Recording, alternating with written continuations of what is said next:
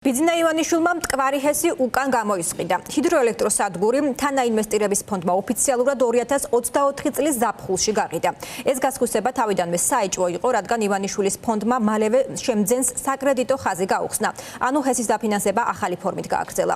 კორუფციის მკვლევრების განცხადებით სავარაუდოდ შემთხვევითი არ არის, რომ ჰესის გამოსყიდვა დროში ელექტროენერგიის საფასურის მომატებას ემთხვევა. ახლა ოლიგარქს ჰიდროელექტროსადგური გაზრდილ შემოსავალს მოუტანს.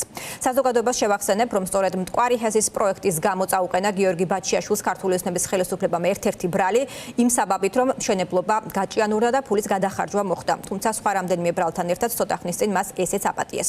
ფორმულას ჟურნალისტი თამარ დემეტრაშვილი მუშაობს თემაზე, ის ჩვენს ეთერს უერთდება ახლა. თამარ, როგორია ამ სარფიანი გარიგების დეტალები გითხარი? დიახ, ნასყიდობის ხელშეკრულება 21 მარტით თარიღდება და ის მტკვარი ჰიდროსა და სააქციო საზოგადოება ჰიდროჯენიუს შორისაა გაფორმებული. სწორედ ჰიდროჯენიუსი იყო მტკვარი ჰესის მფლობელი ბოლო 2 წლის განმავლობაში.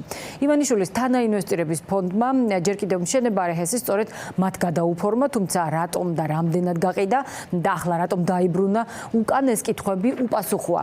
თუმცა ფულისა და ქონების მიმართ ივანიშვილის დამოკიდებულების გათვალისწინებით კორუფციის მკვლევრები ამ გარიგებაშიც დიდი ფულის შოვნის პერსპექტივას ხედავენ ოლიგარქის მხრიდან. მტკვარი ჰესის ყიდვა გაყიდვის ოპერაციები კი ჩახლართული და ერთი შეხედვით გაუგებარია. ივანიშვილის ჰესის პროექტი ჯერ კიდევ 2014 წელს დაინტერესდა, იყიდა და მის მშენებლობაში მილიონებიც დააბანდა, თუმცა 2024 წელს გაყიდა იმავე წელს დაფუძნებულ ჰიდროჯენიუსზე. თანაც ისე, რომ ჰესი გირაოში ჩაიდო და საკრედიტო ხაზიც გამოუყო 100 მილიონი დოლარის ოდენობით. გამოვიდა, რომ ჰესის მშენებლობის დაფინანსება ივანიშვილმა გაყიდვის მიუხედავად თანაინვესტირების ფონდის გავლით კვლავაც თავადვე გააგრძელა. ახლა კი ელექტროენერგიის გაძვრების ფონზე ივანიშვილმა ჰესი უკან გამოისყიდა. რა ფასად ასევე უცნობი დარჩა.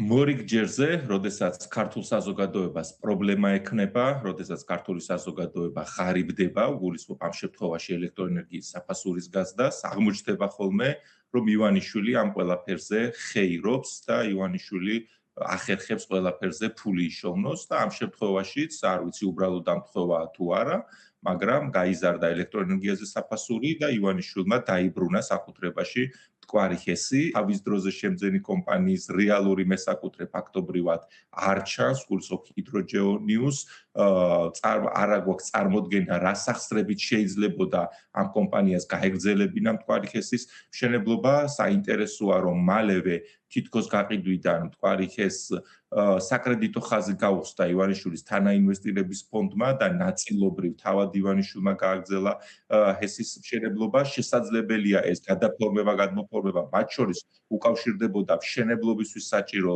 დიდი რაოდენობის თანხების მობილიზების წყაროების არევას. ელექტროენერგიის 33%-იანი მატება პირდაპირ უკავშირდება ბიძინა ივანიშვილის კორუფციული ინტერესებს. ამის ნათელი დადასტურებული მკაფიო მაგალითი არის ბაჩიაშვილისა და ივანიშვილის დავა, როგორც ბიტფურის ამ ბიტკოინებზე, ასევე ჰესთან დაკავშირებით. როდესაც ბაჩიაშვილთან გარიგება დადეს, იმავე პერიოდში უკვე იწყება არა მხოლოდ ბიტკოინების დაბრუნება ივანიშვილისთვის, არამედ ჰესიც დაიბრუნა და დაიბრუნა მაშინ, როცა გაზარდა ელექტროენერგიის ფასი.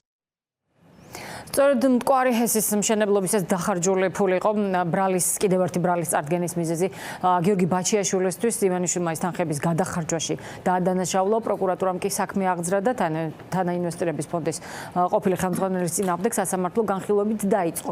თუმცა მას შემდეგ, რაც მხარებს შორის გარიგება შედგა და ივანიშვილმა სასურველი ბიტკოინები მიიღო, ეს საქმეც დაიხურა. ახლა ივანიშვილს ბიტკოინებიც აქვს და გაყიდული ჰესიც უკან დაიბრუნა.